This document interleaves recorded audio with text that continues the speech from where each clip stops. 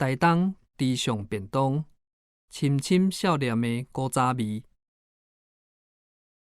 即阵台湾满世界拢有伫卖猪上便当，毋过食来食去，还是感觉拢无猪上车站月台的便当遐尼好食。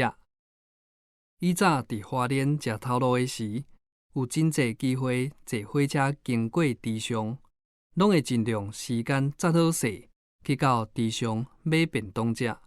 迄款古早味便当的滋味，到即阵犹记念头壳底。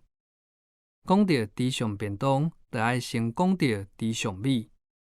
伊的切种是伫日本时代为日本山形县引进入来的凤梨米。因为猪上地区的环境真适合种猪仔，当时的猪上米捌由台湾总督府送去东京进贡日本天皇，可见伊的品质有够赞的。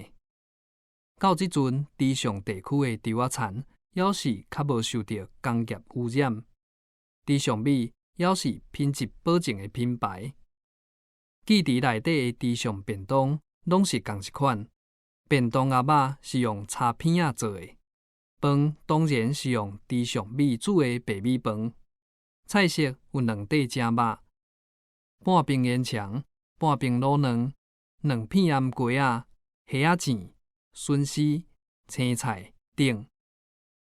互我印象较深的是，便当鸭肉有包一张广告纸，面顶有印“晶莹剔透，时尚迷”。自用送礼两相宜。猪上便当到今已经有数十年的历史。听讲即阵较出名的有3间，口味真差无偌济。